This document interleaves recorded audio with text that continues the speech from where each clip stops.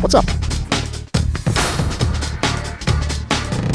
The generations born from 1920 up to the millennials, who were born around 1980, were the generations that held the most positions in the state and remained in power the longest. In history, this happened for two reasons. The first is that the state had never been as big as it was from 1920 onwards. All over the world, there was a huge growth in governments with more public positions, whether they were through exams, appointments, commissions, or others. And second, these generations experienced the biggest increase in life expectancy, which allowed them to stay in leadership positions for more years than ever before. And it's no wonder that today, many of these world leaders, especially among the parliamentary members of countries, are between 70 and 80 years old. The global average age of parliamentarians is between 50 and 55, but party leaders and parliamentary leaders are between 70 and 80 years old. In the past, there were far fewer public and government positions, and life expectancy was only 40 to 60 years depending on the country. People entered these positions earlier since they were going to live less, meaning they started around 20 years old, but they wouldn't stay for very long. They would stay until they were about 40 or 50 years old, and then most likely they would retire.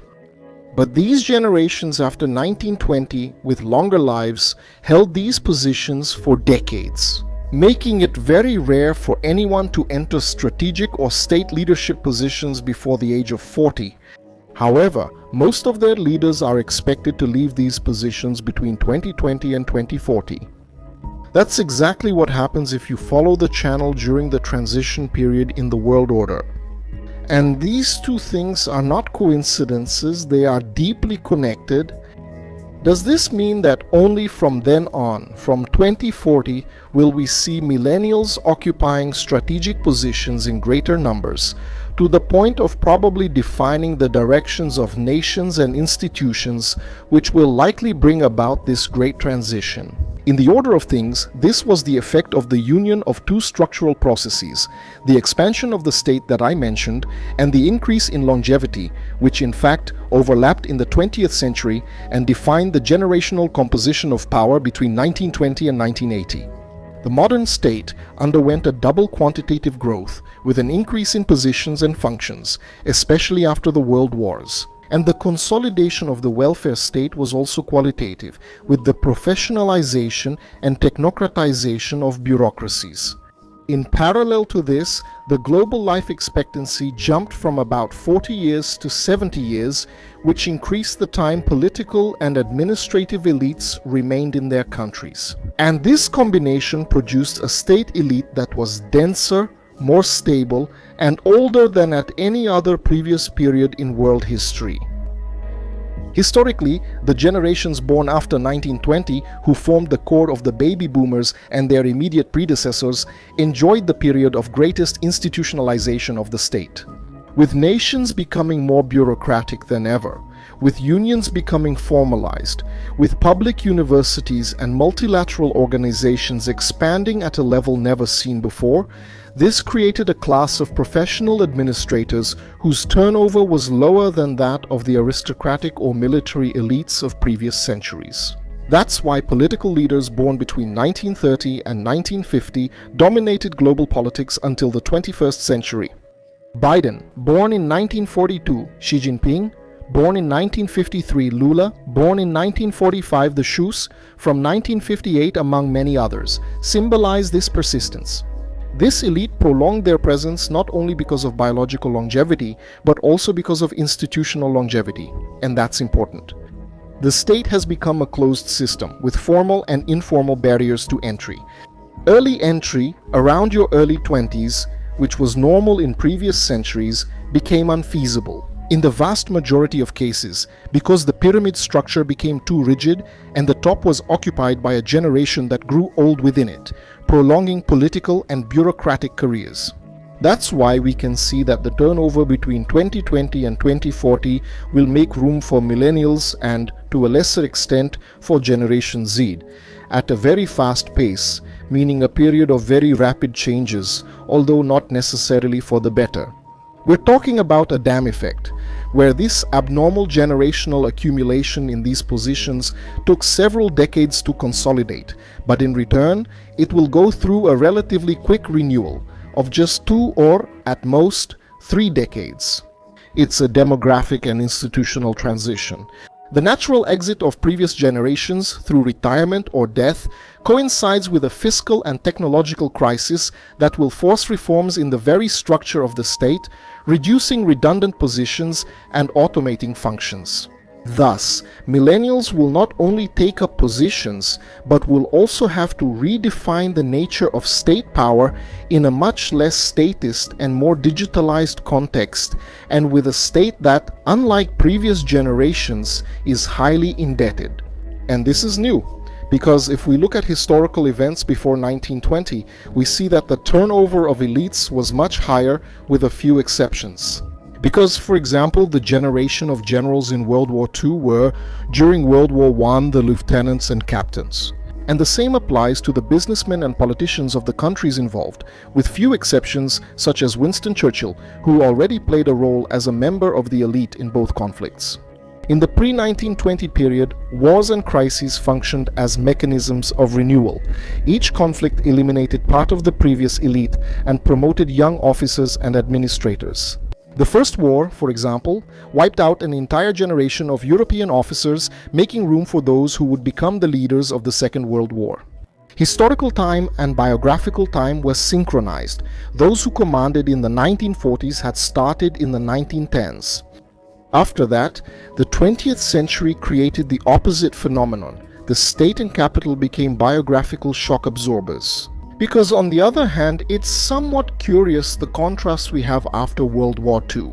For example, the fact that, like in the United States, most of the same leaders who made the strategic decisions in the Vietnam War. During the Lyndon Johnson administration at the end of the 60s and with Nixon at the beginning of the 70s, it was still the same leaders who were making the decisions, or, at the very least, influencing strategic aspects during the Iraq War in 2003 and even the intervention in Libya in 2011 or the response to Russia in 2014. Such as, for example, Henry Kissinger, Brzezinski, Dick Cheney, Donald Rumsfeld, Joe Biden, and others. Wars, recessions, and technological changes no longer eliminate the elites, they just recycle them within the same structures. And that's why figures like Kissinger, Cheney, Biden, and Rumsfeld have spent half a century in active politics. The combination of longevity, institutional networks, and bureaucratic stability has protected them from any natural rotation. At one moment it was clique A directly influencing the state, then it was clique B, which rose to power during a crisis, until, when it too faced a crisis, it was replaced again by the same clique A once more. Literally a game of musical chairs which has no historical precedent. On the same level, the elite became intergenerational within the same generation, which is unprecedented in modern history. Even in the institutional Catholic Church, which lasted for thousands and thousands of years with few political movements, we see that the difference between the old popes from one pope to another was much less profound than it is now. Each pope now has a profound influence, which radically changes the dynamics of the Catholic Church from one pope to another. In fact, the rise of an extremely personalistic and anti-institutional figure like Donald Trump is precisely a symptom of what I am trying to describe. Because Biden's victory, despite being a Democrat, happened with the support of many of those traditional Republican figures who opposed Trump. But the sign of his loss of power came with the return of Trump in 2025. It's not just in the United States. Brazil, we also have a parallel. And no, it wasn't the coffee with milk republic, because that barely lasted 30 years, so it was going along within the normal historical cycle, so to speak. Here we see that since the end of the military dictatorship, there has been an almost uninterrupted sequence of leaders coming from the same demographic core, which was formed between the 1940s and 1960s. This generation, which reached adulthood during the military period and the democratic transition, captured the political, party, and administrative system and kept it under their control up to the present day, with variations in discourse, but in practice, they are the continuation of the same actors. The clearest examples here are Lula, who was an emerging union leader in the 1970s and a political leader since 1980, Geraldo Alckmin since 1977, Ciro Gomes since 1985, Temer since 1983, Fernando Collor since 1982, Renan Calheiros since 1988, Gilmar Mendes since 1976, Augusto Aras since 1987, among others. There are many more I could keep mentioning all day long. The newest ones who joined this structure came in at the beginning of the 1990s, so we're talking about at least 35 years. And even among the military, the top leadership from 2018 to 2022 was mostly made up of officers who graduated in the 1970s, which puts them in the same cycle. This generational blockade prevented the organic rise of a new political elite. The next generation, born between 1975 and 1990, was mostly confined to lower positions. When the system began to wear out, the crisis of representation manifested itself as an institutional collapse, with the emergence of anomalous figures who did not come from the traditional bureaucracy or the traditional parties. However, just like here in Brazil, these leaders are still younger than the leaders in the United States, so they managed to mount a certain reaction. And what I'm talking about is not exclusive to Brazil and the United States. It also happens in China, Russia, Iran, Israel, England, Japan, and in almost every country in the world. In fact, we can say that this also contributed to the current institutional crises. Because in the past, with greater turnover in positions caused by the lower life expectancy of most elites and members of the state, it was less likely that individuals could have a deep enough impact to change these institutions. However, now, with the post-1920 generations occupying the inner workings of the deep state or leadership positions for several decades, the institutions have become much more personalist, much more tied to the format created by these generations. And this puts them in crisis, as this forced alternation of power finally takes place. Since they are so closely tied to these figures who remained for so many decades, making these institutions so personalist, they end up facing a very disproportionate void when they leave. And this is one of the central factors behind the institutional crises that exist today. Institutional stability up until the 19th century was guaranteed by the high turnover of elites and short tenure in positions. Even in monarchical regimes, succession was predictable and cyclical. Each generation left its mark, but was unable to capture or co-opt the state apparatus so completely or deeply. Limited longevity and the small size of the state prevented the formation of bureaucracies with their own power. But with the post-1920 cycle, this dynamic changed. The state expanded and life expectancy increased. They created long-lasting administrative and political oligarchies, which colonized the institutions from the inside out. Instead of the state being an impersonal structure as it was before, it became an ecosystem of intertwined personal and ideological networks, what is today generally called the deep state, but which is, in essence, the generational crystallization of the bureaucratic elite. These groups remained for decades in the same centers of power: ministries, courts, universities, state corporations, international organizations. It created three distortions. The first was institutional personalization. Because, as I said before, the institutions began to reflect the views and loyalties of the specific individuals who were members of those institutions and no longer the institutional principles that founded them. Thus, the alternation of power doesn't just replace policies, but the very DNA of these institutions. The second was systemic inertia, where, thanks to longevity, an internal culture resistant to renewal was created. Even when new generations come in, they face codes, networks, and values that have already been firmly established by those who have been there for more than 30 or 40 years. This creates dysfunction between new social and technological demands and the behavior of institutions. And the third is that this succession crisis, as this generation ages and begins to step back, has caused them to leave behind excessively personalized structures, where most are unable to sustain themselves without their original leaders, creating an institutional void that arises because the rules and practices have ceased to be impersonal. The result is what we are seeing today.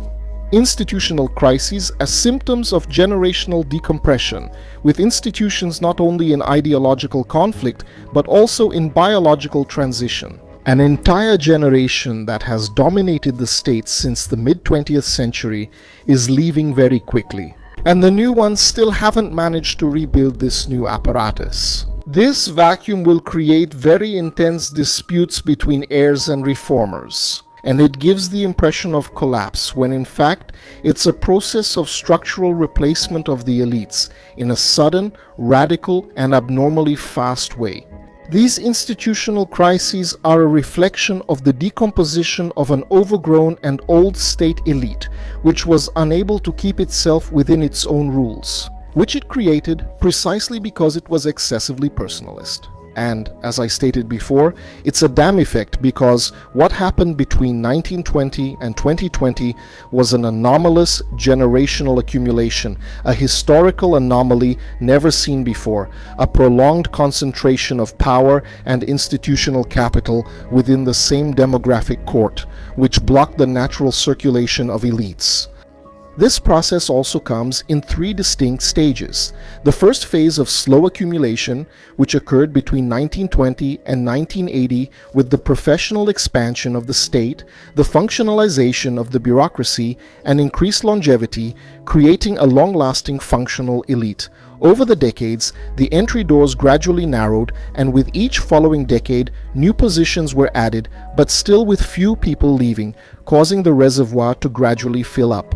In the second phase of saturation and immobility, which goes from 1980 to 2020, these already consolidated elites reproduced internally, with the state and corporations becoming closed power structures, locked by functional stability and the accumulation of political and symbolic capital. This phase coincides with the global stagnation of liberal democracies and the consolidation of what is called the deep state, or permanent political class. Until in the third phase, we finally have the rupture and draining of this dam, which will be between 2020 and 2040, where longevity reaches its biological limits. Nature, as always, proves to be inevitable and sweeps away the old to make room for the new. The simultaneous aging of leaders, civil servants, and technocrats caused a demographic discharge compressed in time. What took 100 years to accumulate empties in 2 or 3 decades, creating a succession vacuum. This is the partial collapse of the dam, an abrupt, disorganized, and unpredictable transition. And it's no coincidence that the end of the world order as we knew it begins precisely in 2020, bringing a new configuration of actors, a pivot in geopolitics. This is the result that Pyotr Turchin, whom I've mentioned several times here on the channel, would call the overproduction of frustrated elites. The later generations, Millennials and Generation Z, arrive in large numbers, highly qualified but without institutional space. When the dam breaks, they occupy the system rapidly, but without the cultural and hierarchical sedimentation that sustained previous cohesion. It's like a dam that breaks, first slowly and then rapidly, carrying everything that was previously still away with the waters. And just like in the metaphor I made, this doesn't come without a destructive potential that it will also bring, which varies from country to country. And this explains why the current replacement tends to be more turbulent than any other in the 19th or 20th century. Power is not just changing hands, but it's also changing in temporal density. Political time and biological time, which used to stretch together, are now being compressed. The dam effect is not just generational but also chronological, where decades of immobility are now followed by a decade of chaotic acceleration. The relatively unknown author in Brazil, but who has caught my attention recently, is the Italian Gaetano Mosca, who speaks in the ruling class from 1939. Something similar to what we are seeing, and that would end up proving to be prophetic. He formulated the thesis that every society, regardless of ideology, is organized between a ruling minority, the political class, and a ruled majority. Up to this point, okay, nothing new. However, he argues that this minority tends to perpetuate itself, creating mechanisms of institutional self-preservation, such as control over education, administrative careers, and symbols of legitimacy, until a new elite, better adapted to social changes, replaces it. Mosca does not explicitly talk about biological longevity. After all, it was not yet a relevant demographic topic in the 19th century, but he describes the same phenomenon we are seeing in functional terms, such as the lengthening of the time elites remain in institutions, the progressive closing of channels of advancement, and the consequent legitimacy crisis when this elite ceases to represent the living social forces. The key concept is that of a crystallized political class, where the elite begins to confuse its own interests with those of the institution. Many might say that this is normal, and it did happen in the past, but not at the post-1920 level. And it is this rigidity, and not just corruption as people usually think, that leads to the collapse of political structures, because this rigidity makes it impossible to adapt to new models of society and technology. And if there's one thing that's permanent in geopolitics, it's Darwin's law, where only the strongest and those able to adapt survive. This is further reinforced by the German sociologist Robert Michels, a disciple of Weber, in his 1911 book, Political Parties, where he says that rule by an elite or oligarchy is inevitable, as an iron law within any democratic organization, as part of the tactical and technical needs of the organization. In other words, he shows that every organization will probably be captured by its leaders, who perpetuate themselves in it under the justification of efficiency and experience. And the post-1920 state elite we're talking about is a modern manifestation of this law. The difference is that this post-1920 generation experienced the greatest increase in life expectancy that the world has ever seen in history. In the Brazilian case, Brazil is already experiencing the early stage of the dam's collapse. The generation that has monopolized power since the 1988 Constituent Assembly is both biologically and politically worn out, but still occupies the top of the structures. They won't last until 2040. They'll try to pass it on to their children, but ironically they have corroded and worn down the very system that benefited them so much, draining it of its last bit of energy, that even if they manage the feat of relocating their children, they'll end up leaving their heirs with a broken and inefficient machine, ready to explode. The new generations, raised in the digital environment and in more fluid societies, have not found institutional entry channels. The result is the same tension seen in the United States and Europe: extreme political and cultural polarization, a lack of trust in institutions, and the rise of outsiders, or those people who come from outside the system. In other words, if between 1920 and 2020 the world experienced the era of state hypertrophy and institutional gerontocracy, this phase, from 2020 to 2040, tends to begin an era of new elites, formed by people who lived in the environment that previous generations experienced. Between 1920 and 2020, the world saw an expansive increase in credit, and starting in 2020, there will be a massive reduction in credit and a colossal increase in debt. In other words, a very different and extremely opposite environment from that of previous generations. And this will lead to the collapse of many institutions and will permanently change the world.